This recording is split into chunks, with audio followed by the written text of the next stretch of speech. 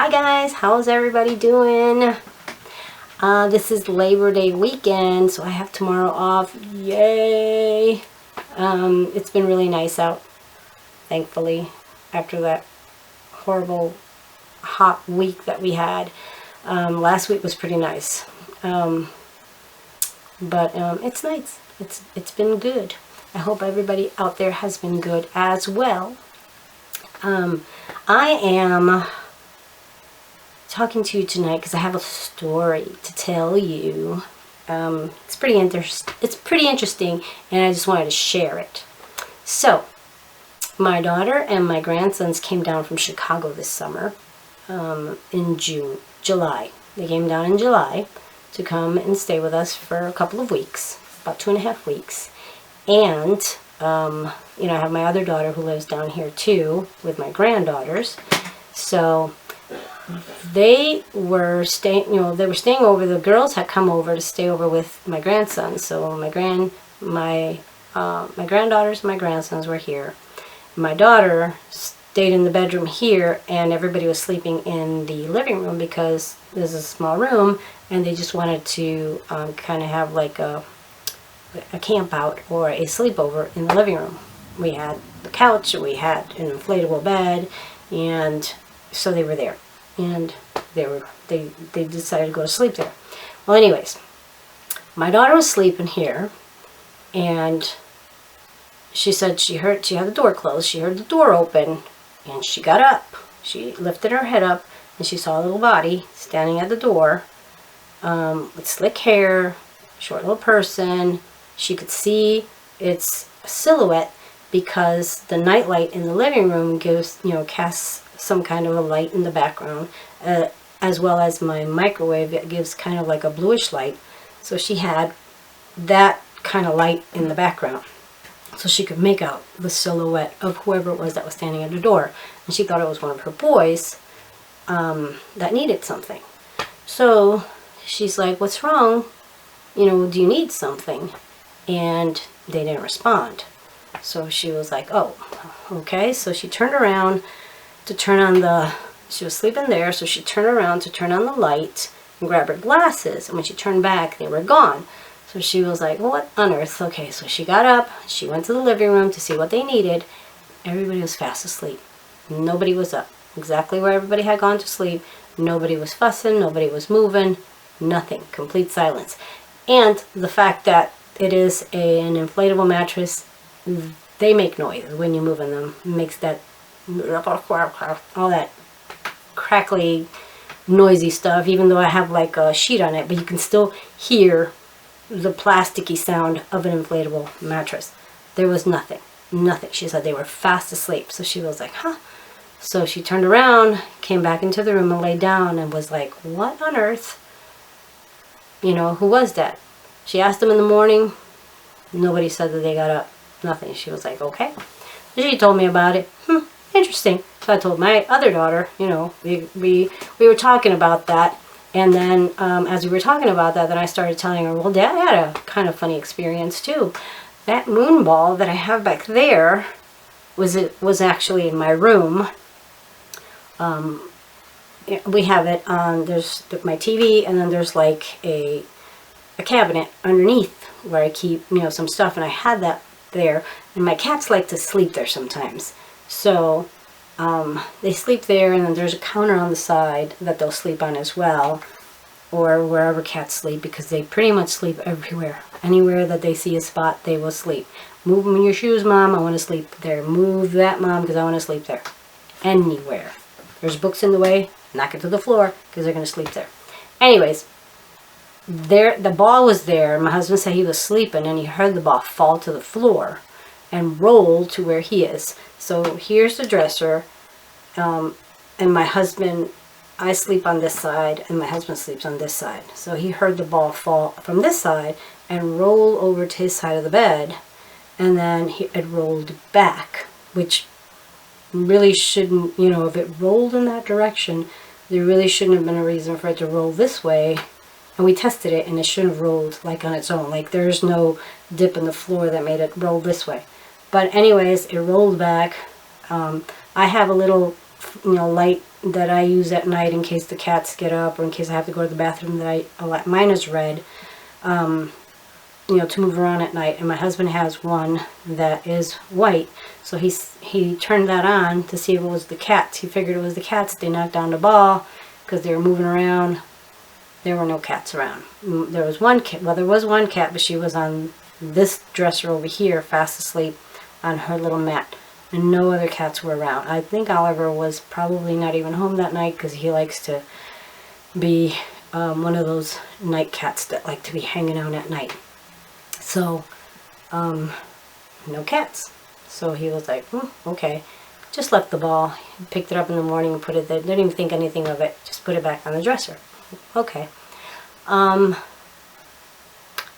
me, I mean, we've heard knocking here and there. There's a lot of times where we've heard a noise and we're like, what the heck was that? And we'll walk around the house trying to figure out what it is. And sometimes it'll be like, oh yeah, that fell over. But a lot of times it's like, I have no idea what that noise was or where it came from. Nothing was moved, nothing was shifted. Sometimes the refrigerator makes noise, so we know that noise. Sometimes there could be something, in the dish rack that shifted. We'll go and check, okay, oh, that was probably it. But there's times where it's like, I have no idea where that noise was. There have been times where we've heard, like, somebody tap on the window.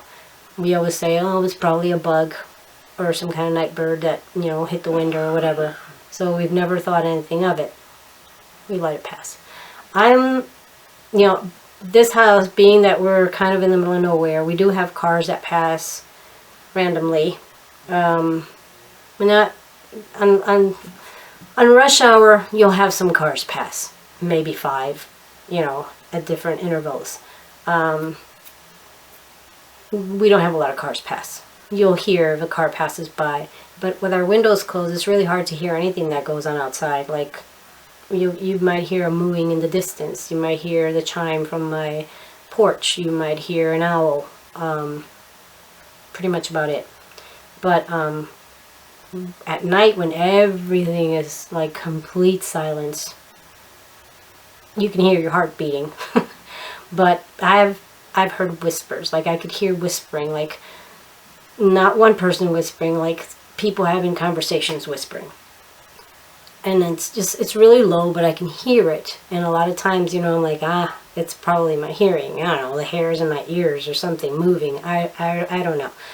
But I always tell my husband, like, I swear, I hear people whispering. I hear whispering. Do you not hear that? He doesn't hear it. I'm like, okay, it's probably just me. It's probably, whatever happening in your ear. So we let that go. But my daughter, Brianna, and her husband, Tony, have started a little ghost hunting YouTube channel, Fat Alpha Wolves. But, and we thought it was fun. And I was like, hey, why don't you do a session here? Just to see. She's like, oh, cool. If you don't mind, fine. So that day I stayed with the girls. My husband stayed here because my 2 dogs and my other 2 cats that were outside. Zombie was inside because he's old and barely moves much, especially at night. If he could be on the porch all day, that's where he'll be.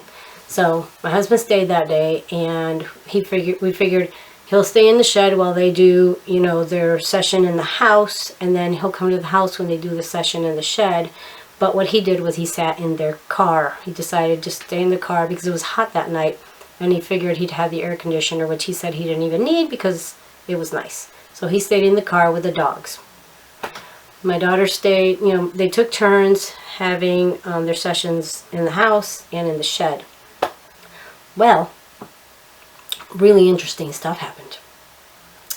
Really interesting. I mean, like, my house could be haunted. It was just like, they did spirit boxes and they did voice recorders. At one point my daughter thought she saw a shadow moving that she couldn't really explain. We're still like, could have been this, could have been that, but we can't explain it. But the most interesting one, which I was like completely blown away and fascinated by, was when my daughter was here in the house and her husband was out in the shed, and she was, making, questions with the tape recorder. I don't remember who had the tape recorder, if she had the spirit box and he had the tape recorder, or vice versa. But my daughter asked in the house, do you know the people who live here?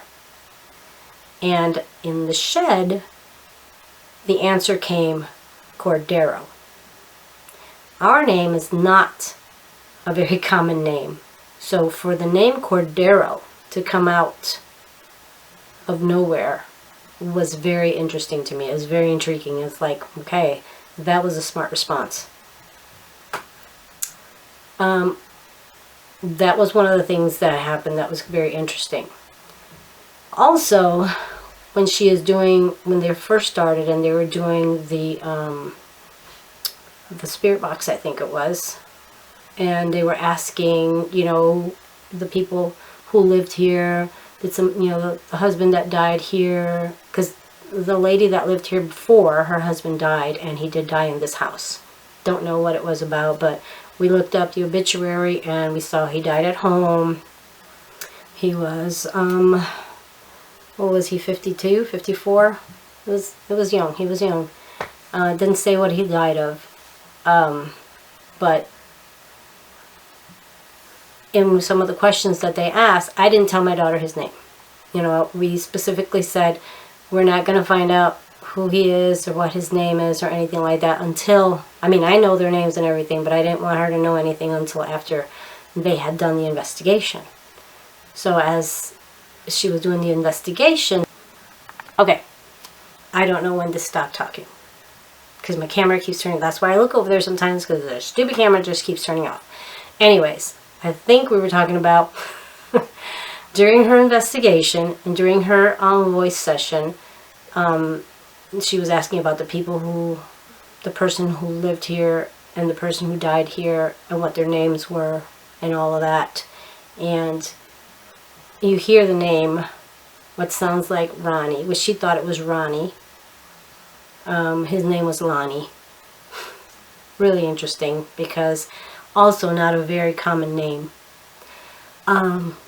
It's so interesting, and some of the answers were so precise that it's like, it's fascinating, Supernatural is something I've always been interested in. Supernatural books, supernatural movies, that is my favorite genre. Favoritist in the world genre. Anything supernatural, especially if it has to do with ghosts or if it has to do with aliens. That's for me.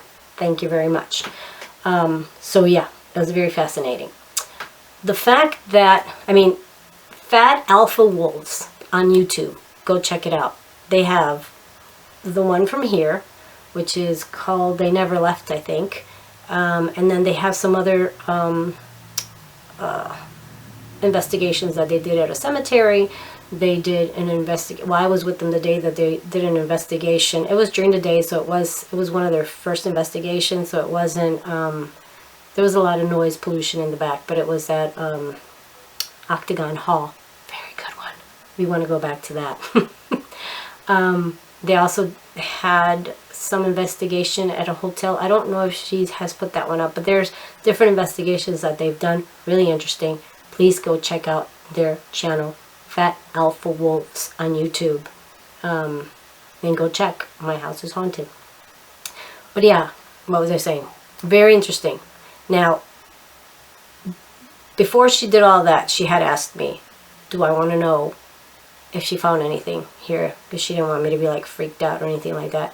And I told her, absolutely want to know, because I've never felt any kind of fear in this house. I've never felt threatened. I've never felt afraid. I've never felt anything. Like, even when I hear the whispering and everything, I've never felt scared in any way. So I don't feel like there's any negative anything in this house. No negative energy, no negative entity. I am the kind of person that is always cleansing my house just because I believe in energy. I believe in cleaning out negative energy and bringing in positive energy no matter what. Being around people all day, you pick up negative energy. So I like to clean up the bad energy and bring in the good energy. Always positive energy. positive. But now, the house that I used to live in, the first house that we ever bought in Chicago, an old lady supposedly had died there. I don't know the facts about that one, and I didn't look in the obituary or anything like that. But supposedly the old woman that lived at that house had died there. That house used to scare the heck out of me. The basement. I hated the basement. Whenever I would go down to the basement and I would have to come up the stairs, I would run like a little girl, whoop, as fast as I could, because I always felt like something was trying to grab me from behind going up those stairs. Just like when I was little and I watched Trilogy of Horror, Trilogy of Terror, I can't remember the name of it, and it had that little character with the knife and he would, I don't know, get you from under the bed. I was terrified.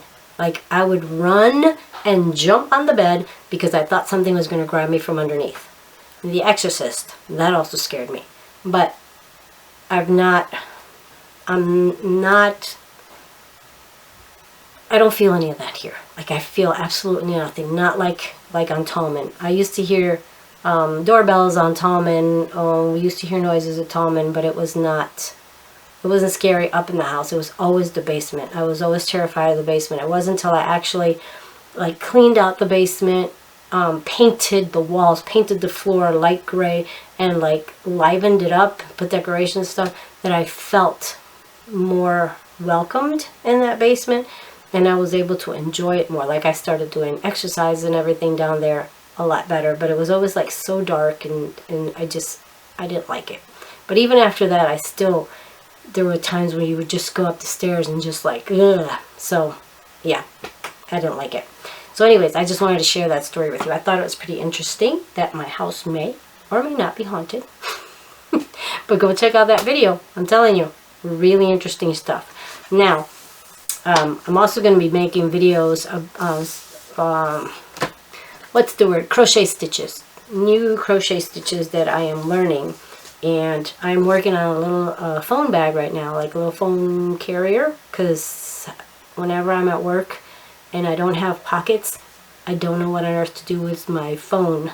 And I always have like this plastic case that I put on my arm, and the kids swear something's wrong with me. And every single one that looks at me, even though I wore it yesterday and I wore it again, there you come, what's wrong? It's just my phone. It's just my phone. And it's really hard to maneuver it. It's hard to even check the time. So I'm making myself a cute little pouch that I can keep my phone in. Plus, I'll be getting a new phone, so I'm really excited about that. I'm moving away from Samsung, and I am going to try the Google Pixel and see how that goes.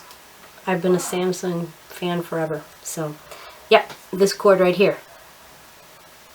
Nice and strong and nice and thick. I'm going to show you how to do that. Alright? Alright. Stay tuned. Toodaloo. I scared my husband. He didn't know I was in here recording, so he was yelling for me out there. He thought I was kidnapped. I'm okay. Yeah, he worries too much. Anyways, alright you guys, stay tuned. I'm going to show you how to make this nice little strong cord. Look at it. It's nice. It's strong. It's sturdy. It's not like a flimsy chain stitch. It's solid. It is a solid stitch. Alright, stay tuned.